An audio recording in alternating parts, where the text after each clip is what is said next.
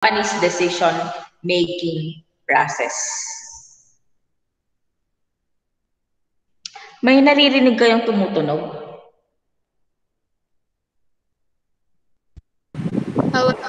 Awan, ma'am. Awan, ma'am.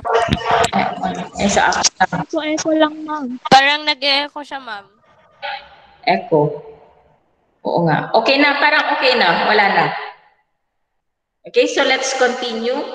So, information is needed for decision-making and good decision-making and problem solving. So, good decision-making is the key to survival in a global environment. So, we base from facts or from factual data or information our decision-making process. Most especially if it is a company, we base our decision based from facts and information. So that is data and information. Data are raw facts and information have meaning, right? So it has meaning, yung information natin. So as we can see here, class, in our learning resource material, in our module, we have the data versus information and versus knowledge or insights. So as the data or yung pyramid natin tumataas yung value ng information or yung knowledge na maibibigay niya sa organization natin. So data, information, then to knowledge. So knowledge, that is the most valuable asset in the company because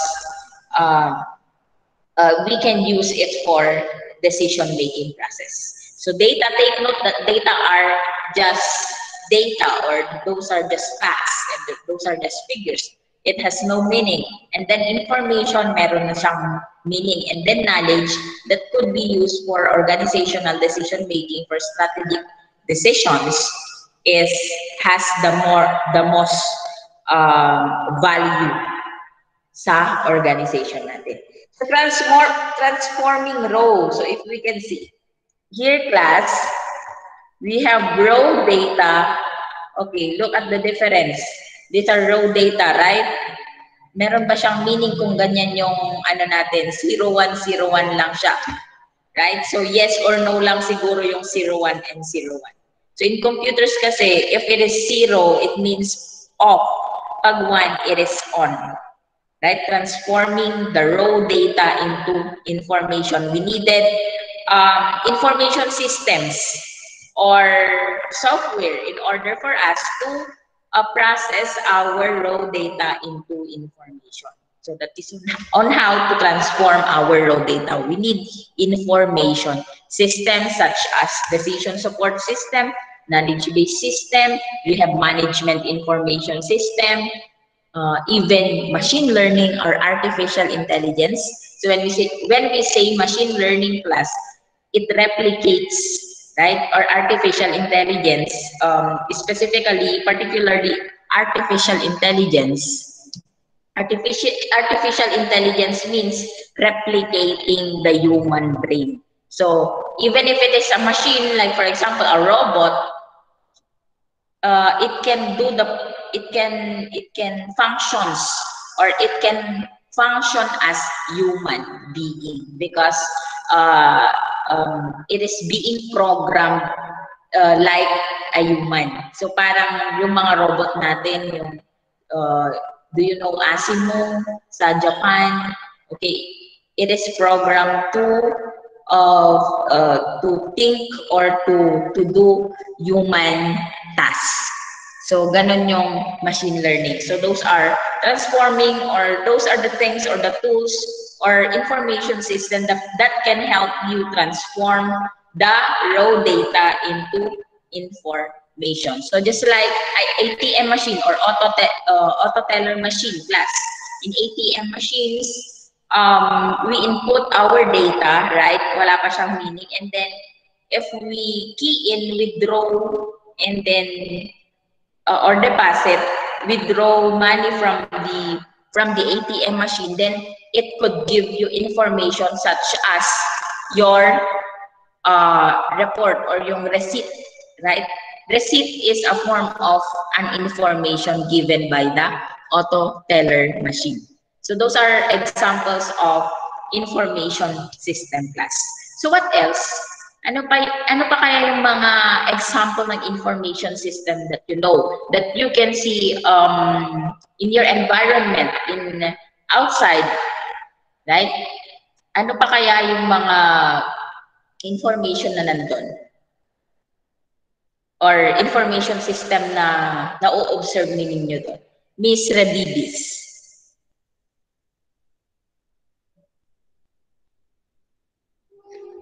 Okay, so there are a lot of information systems, right? Like, for example, we have the, what they call this, the point of sale system. So those are example of point of sale system. It is a software being used by by grocery stores like Two Brothers, mga ganon. They are using that information system. So that is a transactional processing system ang tawag natin sa TPS, ang tawag natin sa information system na yun. So that is on how to transform the data into information. Okay, so let's go now to the topic database and DBMS. So when we say database class, it is a collection of data which is related by some aspect. Okay, collection of data in order for the information system to process. So, yung information system kasi natin class, it is integrated with database. So, meron tayong collection ng data sa mga information system natin para ma-process yung data to become an information.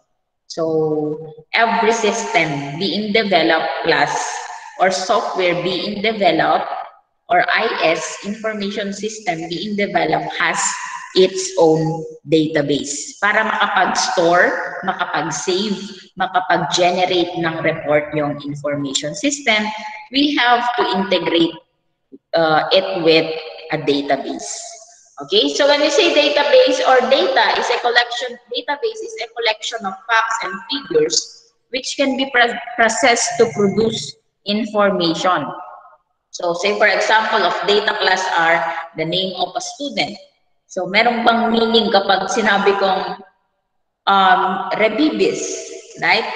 Kapag sinabi kong Rebibis, meron ba siyang meaning? Wala pa, right? Unless if this is being processed in our enrollment system class is an example of an information system unless it will be processed by the and then ibibigay niya the information na makukuha doon sa enrollment system na yon is what we call the your enrollment form. So that is generating a report or that is already an information.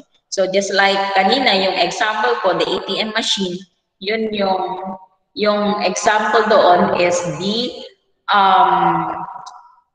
yung resibo. So doon naman sa enrollment system natin, ang example doon na information na ibinibigay is the enrollment form. So the name of a student, those are data, class, and her subjects can be counted as data for recording purposes. It has to be saved in the DBMS or the database management system. Okay, so mostly data represent recordable facts and data aids in producing information which is based on facts. So information is based on data or factual data. So we have here database. These are shared integrated computer structure that stores end user data. So when we say end user data, yung mga gumagamit ng information system like in our enrollment system class, sino yung gumagamit? The end users are the students. Okay? The students, even the registrar are considered as end user. End user data, the registrar, and the student. And metadata, when we say metadata class, it is the data about the data. For example, we have a picture, an image file in your computer. So yung image file na yun, it has metadata. So what is the metadata being considered in an image file is its extension. Is it .jpg, .png, okay, the type of the image file, and then the file type, and then we have also its metadata, the name of the image file, and then we have also the name of the image file, and then the other one is that we have also its extension, the type of the file, and then the size. Is it in kilobytes? Is it in megabytes? Okay, so those are example of metadata, the data about the data. Okay, so what about in a music file? In a music file class, what are the metadata there, Mr. Ragonhan? Yes, the metadata. You are okay. What are the metadata in a music file, for example? The duration of time. The duration of time. So the time duration, or yes, very good, Mr. Ragonhan. What else? Miss Tamayo.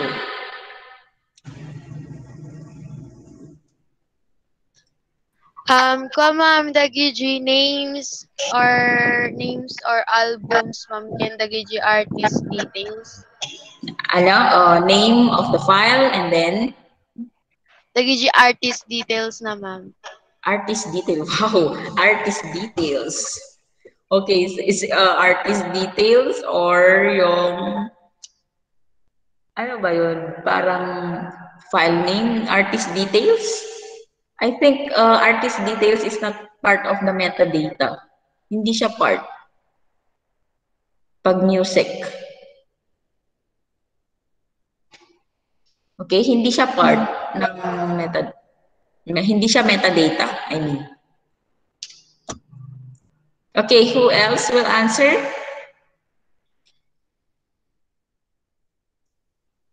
Oh, nagle-left yung mga iba. Left the meeting. Rebis, ma'am. Okay, Miss Rebibis. What else? What do you consider as File size, ma'am. Okay, file size. Correct. Aji size na, ma'am. Okay, correct. That's correct. So those are metadata class.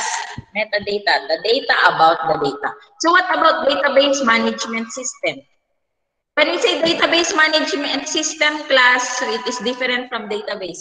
It is a collection of programs that manages database structure and control access to data, possible to share data among multiple applications or users, and makes data management more efficient and effective. So say for example of a database management system program class is MySQL and Access, Microsoft Access.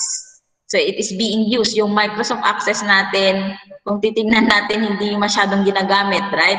But it is being used for software programs kasi para mag-run yung MS Access natin, we should complement it with a software program. So parang ganun, yung database management system natin. Hindi natin mararan yung database management system natin kapag walang software.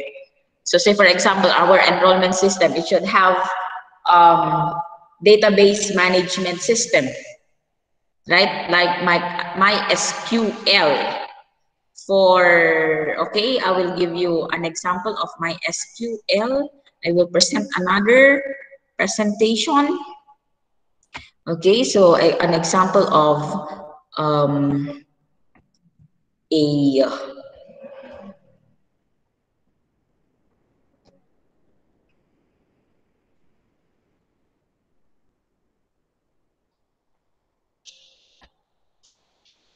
DBMS.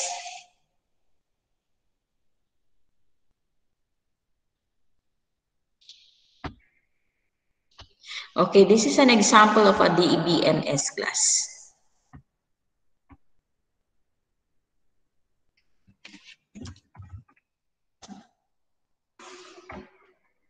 Okay, so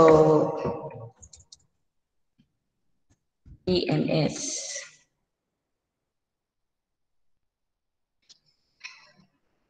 Oh, this is a DBMS software.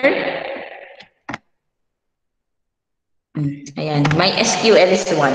Actually, MySQL is one of the DBMS, database management system. In order for us to organize our data inside our software. MySQL. Ayan, ganito yung ginagawa ng MySQL natin. Ayan, in our data warehouse, sa data warehouse natin, titignan ko kung matatouch natin to yung sa data warehouse natin. So, ganito yung loob niya ng data, masyadong technical, right? So, ganyan yung MySQL, yung ginagawa niya. So, nandito yung mga database. Ito yung mga database niya and then the tables. And then, sa loob ng table na yon, meron yung mga tinatawag nilang fields. So, those are that is just an example of a database. Okay, another topic. Okay, so that is a DBMS. So it is possible to share data among multiple applications or users through the use of a database management system. And it makes data management more efficient and effective. So yung DBMS, siya yung nagmamanage ng database. Okay, yung database naman, collection ng data.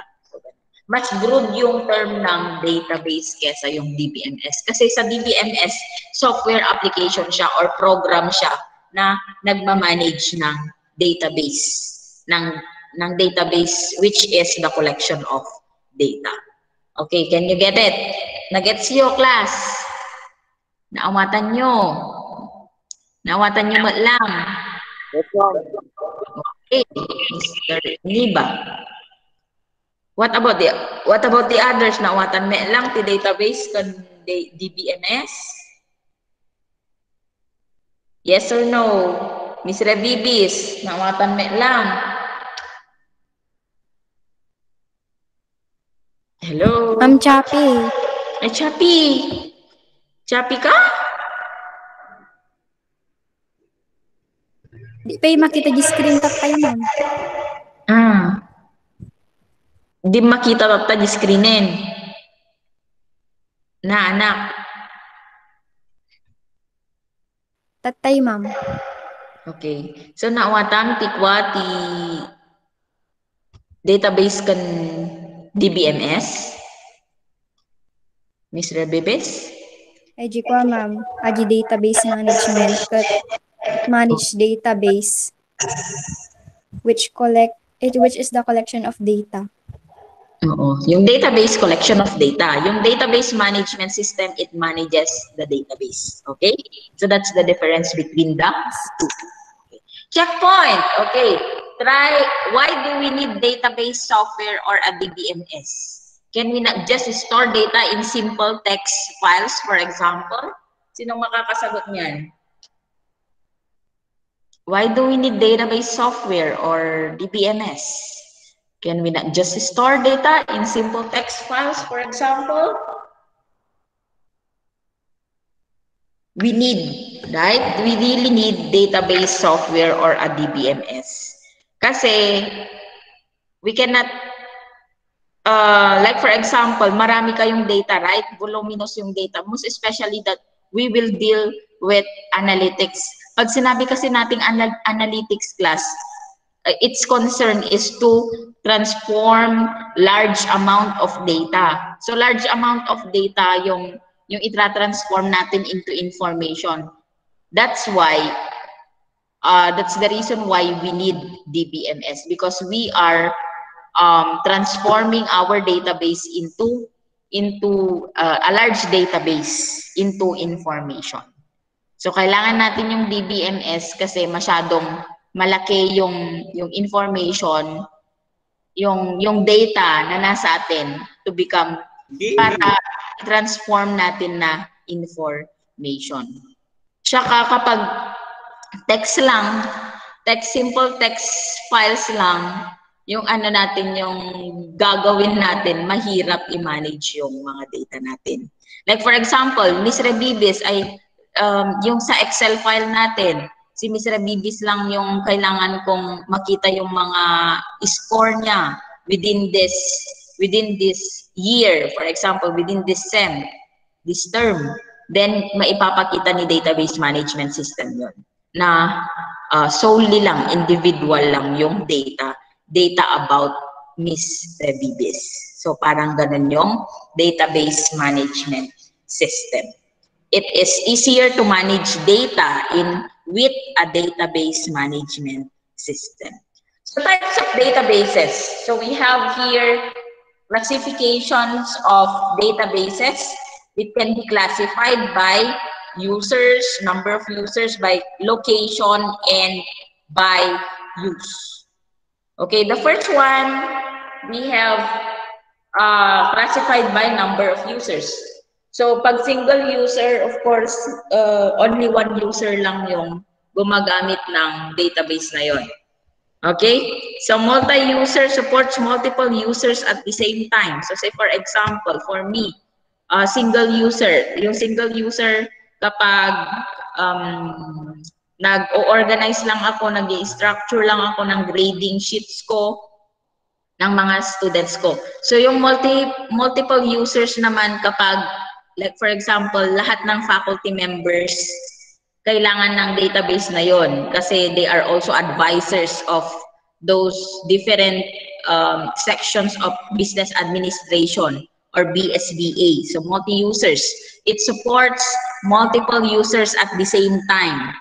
So kumbaga, kapag kailangan niya, nakaka-access siya doon sa database na yon. Hindi yung kapag tapos na siya, so real time or at the same time. Work group. So work group means multi-user database that supports a small group of users or a single department. Enterprise, multi-user database that support a large group of users or an entire organization. So say for example of an enterprise database class, the students database in our university. So lahat ng estudyante dito sa UNP, merong information about them. So that is an enterprise database. Enterprise database, an example of an enterprise database. Okay, can be classified by location, centralized and distributed. Yung centralized, it supports data located at a single site. So say for example, sa atin meron tayong tinatawag na Management Information Systems Office. Okay, doon sa MIS natin, doon naka-store lahat ng mga student information. Distributed naman kapag per college. So it supports data distributed across several sites. So meron siyang tinatawag na data marts ang tawag. And then we have by use, transactional or production. So like for example, everyday sales, yung sales ng mga businesses. So it supports a company's day-to-day operation. Yun naman yung transactional. Like for example, sales in banks, like sa mga bangko, yung withdrawal, yung deposit. Okay, those are considered as transactional. And a data warehouse. When we say data warehouse class, it stores data used to generate information required to make tactical or strategic decisions, and often used to store historical data. And structure is quite different. So, yung data warehouse kasi class, it has data marts. So, parang centralized din siya. Yung location kanina, classification ng location kanina, parang centralized din yung data warehouse. And then it has data marts, yung data warehouse. Okay, to give you an example, we have here, okay,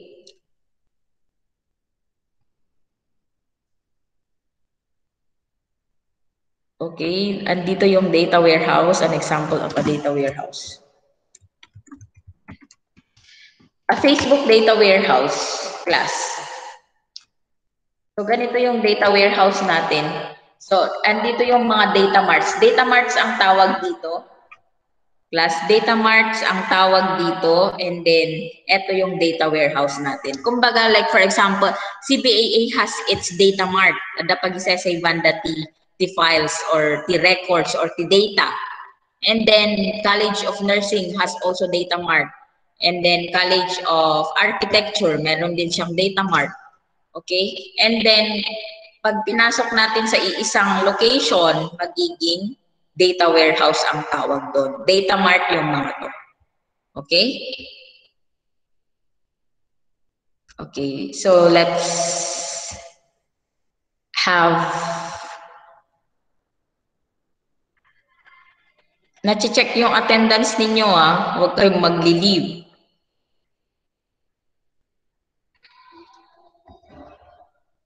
Okay, another one, the data warehouse. What about a data warehouse? A data warehouse, so just like what I've told you a while back, it is the central repository of a database. So when you say data warehouse, it is a physical repository where relational data are specially organized to provide enterprise-wide cleanse.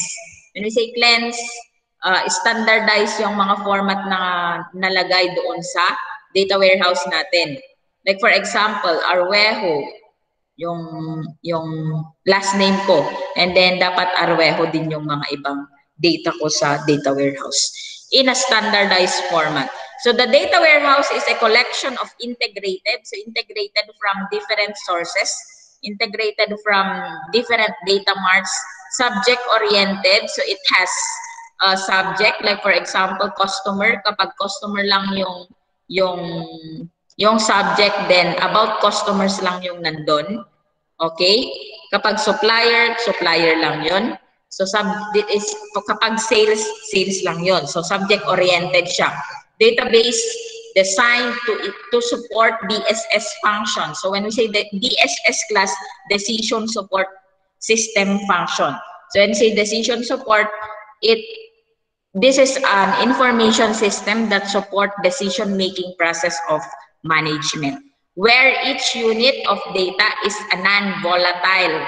So when we say non-volatile, even if we turn off the data warehouse, nandun pa rin yung mga data natin, hindi siya na-delete or hindi siya nawawala yung mga information. So just like your USB, it is a non-volatile and relevant to some moment in time. So subject-oriented, the characteristics class of a data warehouse is subject-oriented, integrated, time-variant, non-volatile, summarized, not normalized, metadata, web-based, relational, and multidimensional, real-time or right-time. So those are the characteristics of a data warehouse.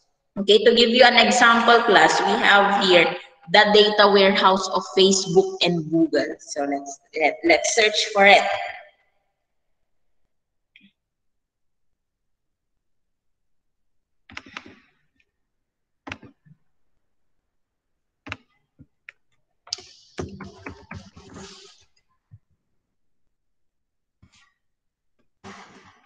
Okay, ito yung Google Data Warehouse. Kung titignan natin, parang ganyan siya. So yung mga binibigay na information ng Google nandyan sa mga sa data warehouse nila or sa mga memory nila. Ayan. So yung Facebook Data Warehouse naman sa Oregon, titignan natin. Nakikita nyo class yung data warehouse ng Google? Yes, ma'am. Ito naman yung data warehouse ng Facebook.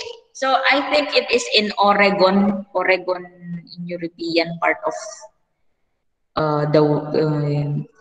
ito siya.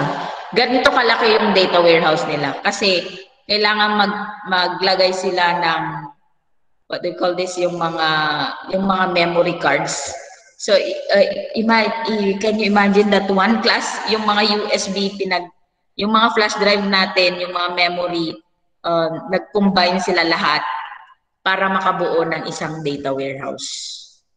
So parang ganyan kalaki yung Facebook. Actually, there are other locations of Facebook data warehouse. Isa yan sa Oregon, and then in Europe, Oregon, Europe, and then we have also in Singapore, Adapagi, Singapore. Okay. So let's mag-search tayo sa yung mga data warehouse ng Facebook.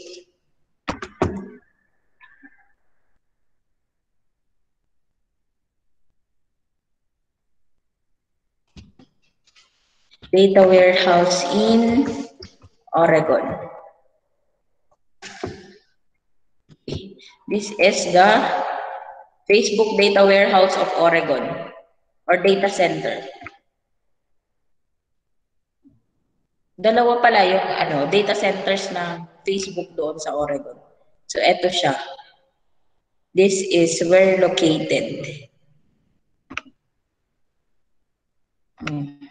Ayan. Di ba ang laki? Napakalaki ng data center ng Facebook.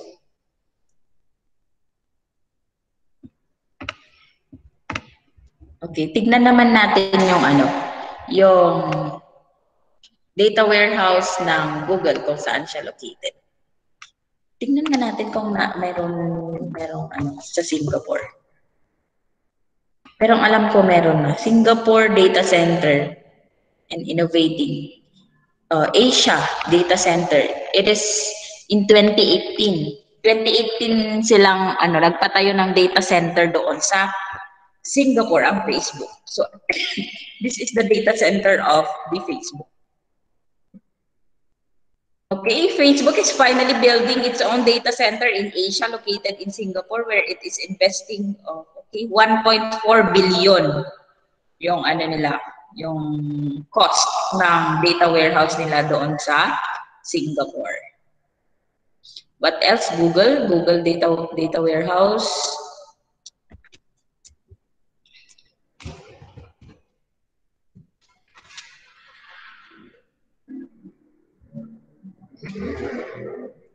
Google data warehouse class.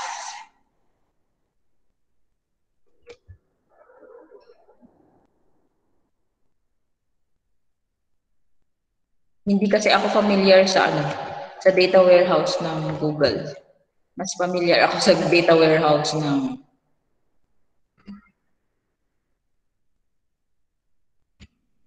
Facebook.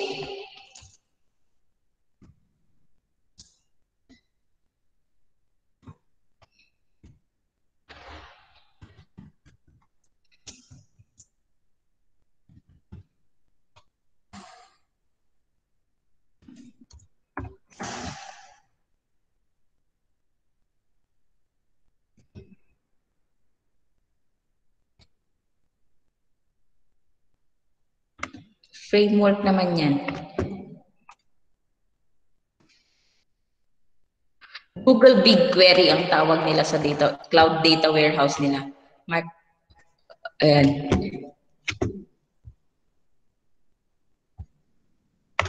So, eto nga yung data warehouse ng Google. Ayan. Ganyan yung data warehouse ng Google. Okay, they are using SQL. When we say SQL class, standard is query language ang tawag.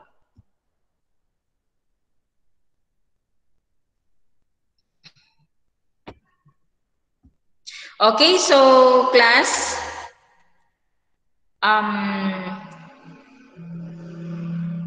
that explains our topic in data, information, database, and data warehouse. Okay, I won't give you a quiz because you are still doing your concept map, video concept map for the for the topic, 3 types of analytics. I will just only be giving you a quiz next week for the topic data, information, database, data warehouse, and big data. Next week ko na lang kayo bibigyan ng quiz for those topics para hindi kayo mahagard or doon sa topic natin para maging okay. Okay, class. So, did you understand our topic? Yes, ma'am. Yes, ma'am. Okay. Okay. Ma'am, So, for now, class. Okay. Ma'am, So, obrain nyo di activity yung I think Miss Rebibes, Miss Iniba, Yes. have already finished their activities in concept mapping video. I'm still waiting for the others until Friday. Ma'am, Okay, nakita niyo ako? Yes. I-send ko yung video ko. Okay, Ben. Okay. I-send nyo yan ti Google Classroom kasi no sa bali pang no Facebook pang isanan nyo baka da makita. Okay? Yes, ma'am. Sa Google Classroom. ma'am, excuse, ma'am. Yes. Okay. Okay, Ma'am, class. Ma'am, kasano ka nagigihang nakain, ma'am, absent da ka, no? Naanda nga absent. But, of course, ited ko kanya dito yung recorded video tayo tata. Recorded lecture. Okay, ma'am, thank you. Okay. Okay, any more question? Ma'am, adagay nagdamdamag ma'am kasi madidami isend jay video nga inaramid dadi jay Google Classroom, Oo. ma'am. So, ko da ma'am numabalin ka no nga Gmail mo lat pag-isendan da. Ay, madijak kayat. I-upload dalat ta di YouTuben. Tapos, Ma'am, Gcash lang isang YouTube. please paki-upload na lang sa YouTube and then i-copy dalat ta di link yan ti activity nga pangkabilang da di Google Classroom. Okay? Miss Christine, pakibaga. Sige, ma'am. Okay, YouTube and then the link. Okay, bagay. Okay? Understood, class? Yes, ma'am. Yes, ma'am. Okay. Yes, Goodbye, class. Yes, ma'am. Dismiss. Bye, ma'am. Goodbye, ma'am. Bye.